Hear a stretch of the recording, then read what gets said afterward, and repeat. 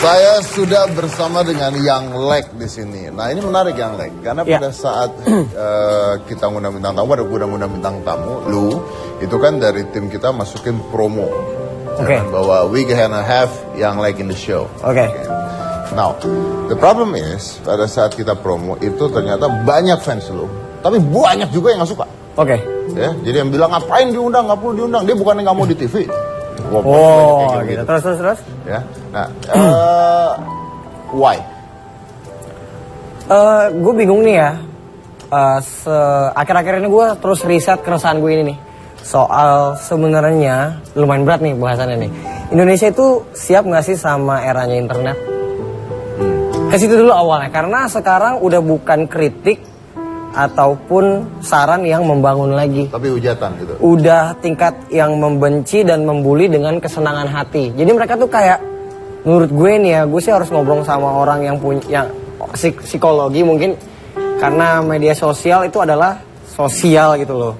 Berarti dulu kan sosial kan secara langsung. Sosial dulu berjumpa, penyakit sosial dulu beda.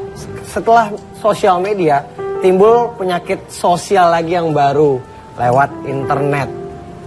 Karena udah gak wajar, gue ngeriset ada YouTuber bocah, ini keresahan gue juga, namanya Yosafat.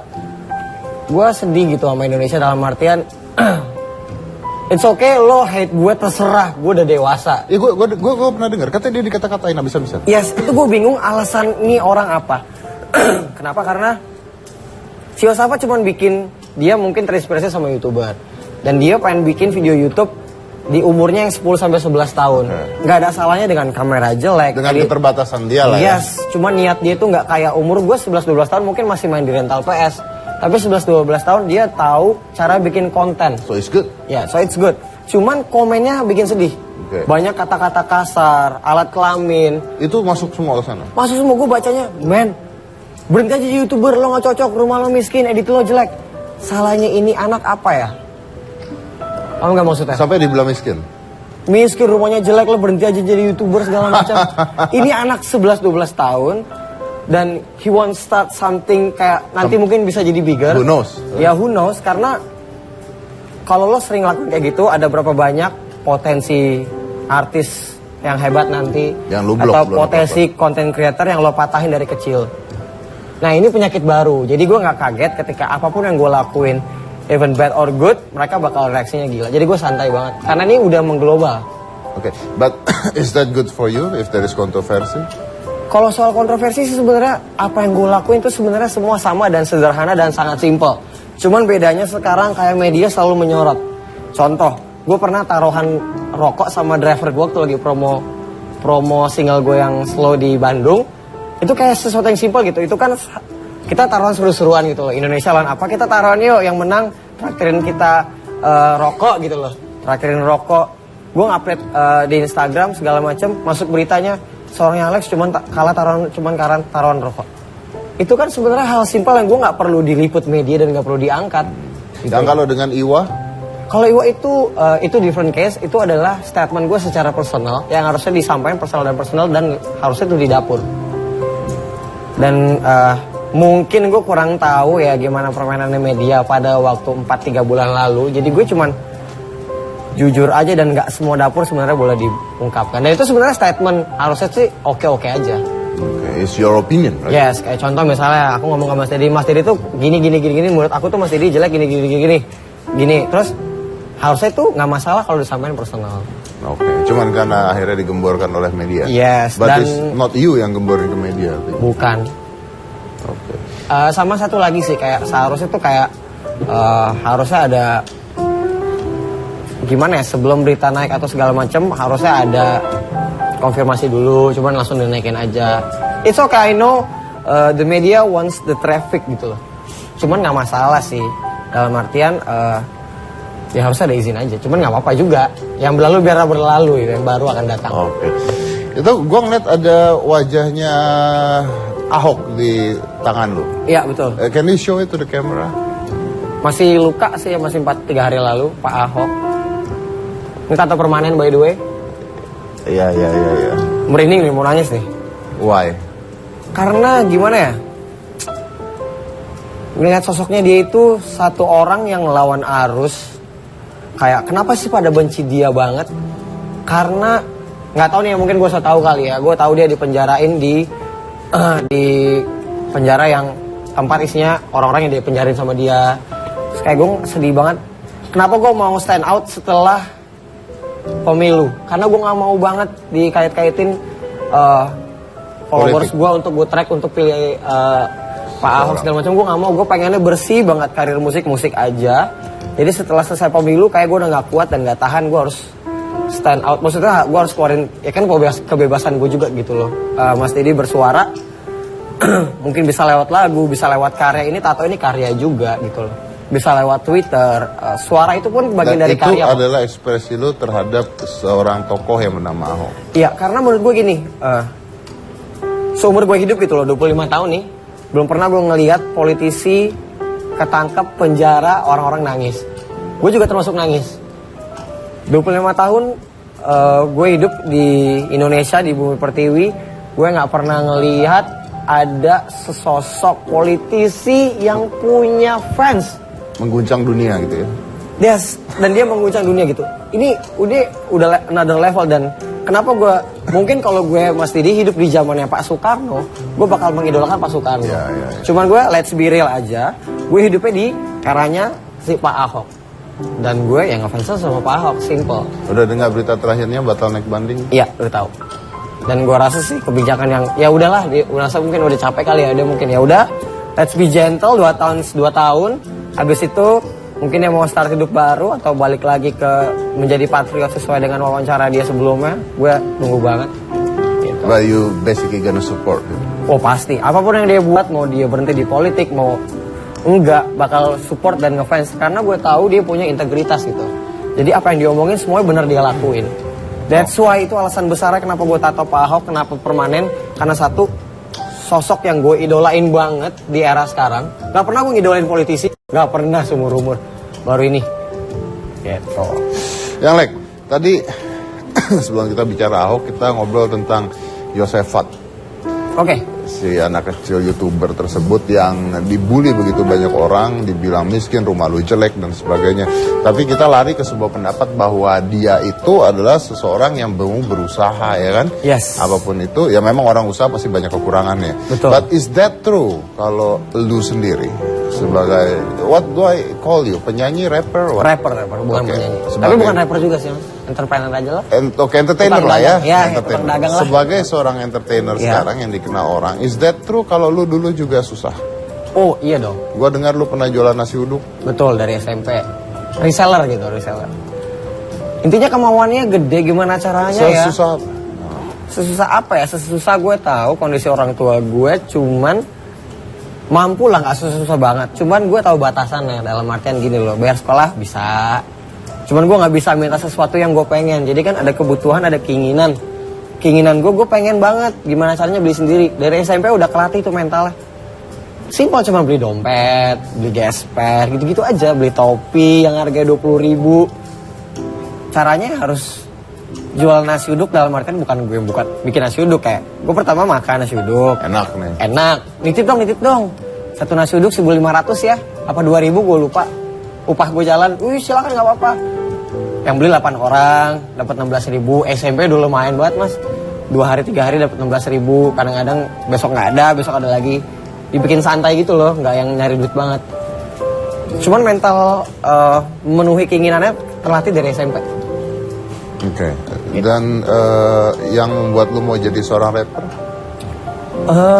Mungkin satu kali ya, karena gue nggak bisa nyanyi.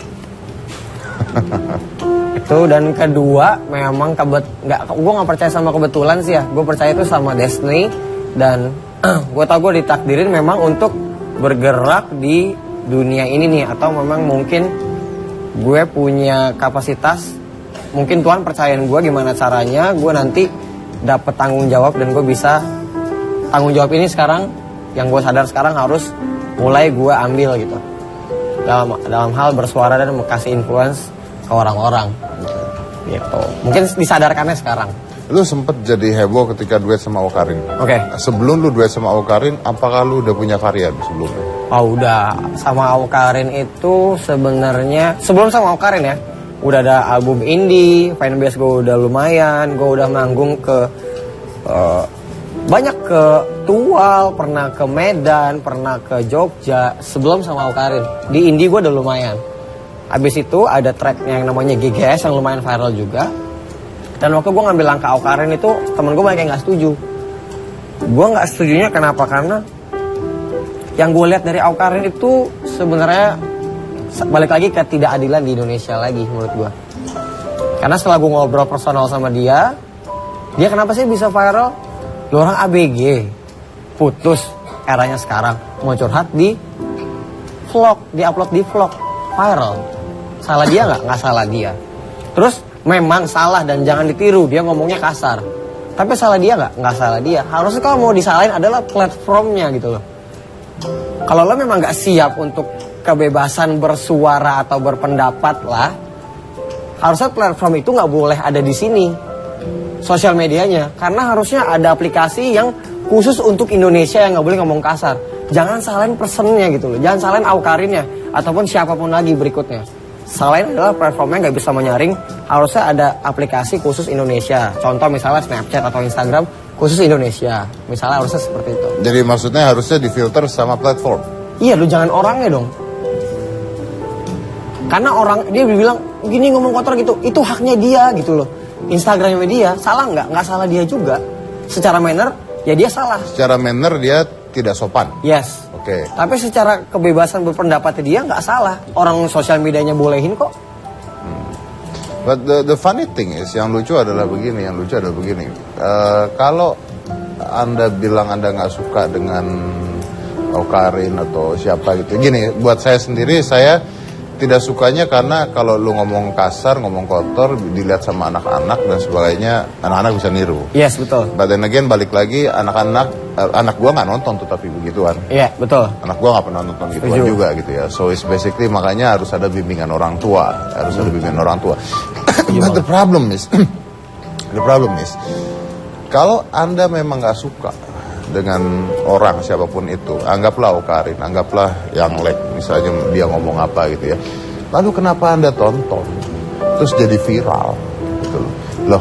Sekarang kalau orang ngomong kasar di internet ya, itu jadi viral loh. Jadi saya kalau mau terkenal, saya gitu aja ya, lebih gampang terkenal. Ya betul banget. Jadi if you don't like someone, don't follow it, don't watch it, don't spread it. You don't like it ya, dengan cara lu nge-spread ya akhirnya orangnya makin tambah sukses kan. Iya betul. Dengan cara seperti itu gitu. Tapi yang Lex sendiri sebenarnya what kind of person are you? Aduh, gimana ya? Gue sih ya karena berangkat dari bawah. Teman-teman inner circle gue yang tahu gue gimana. Ada orang yang ngomong katanya lu nggak mau di TV. Bukan nggak mau, itu bukan lirik gue juga. Dalam artian tuh gini.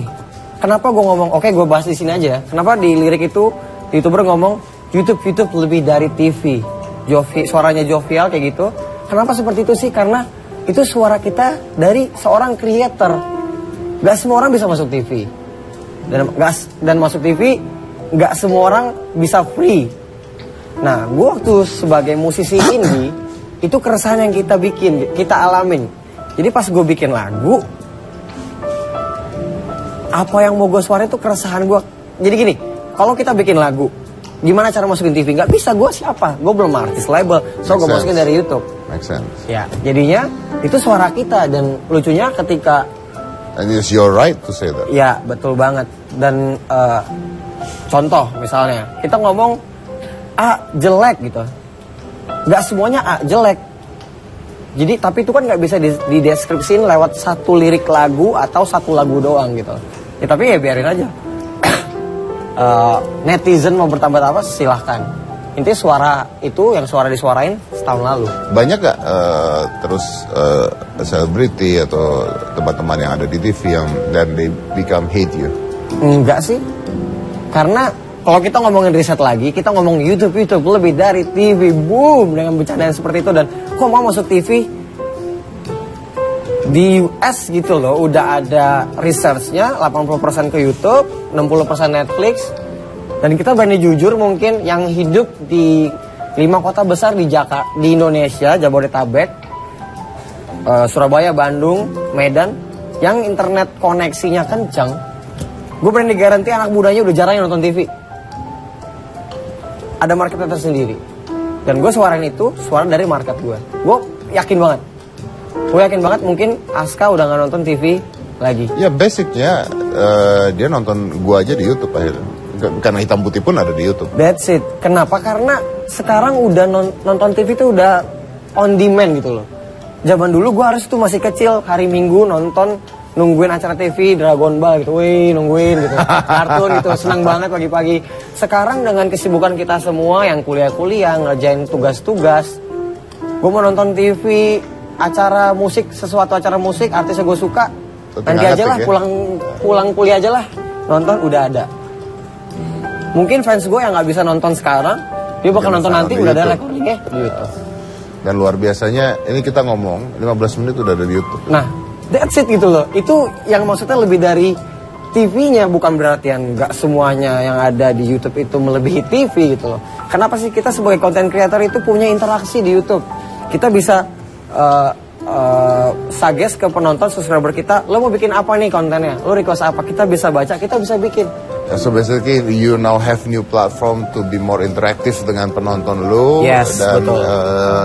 Is freedom lo Dia nggak dan perlu- bebas. dan bebas ya. Ya. And that's why orang-orang seperti Yosefat dan sebagainya harusnya didukung, right? Harusnya didukung. Harusnya didukung. Ya. Dan harusnya bisa berkolaborasi yang baik, mau TV, mau YouTube, mau everything is, I think it can be good gitu ya. Ya, betul. Oke, saya break dulu, kita akan kembali lagi setelah satu ini. Jangan mana-mana, tetap di Hitam Putih.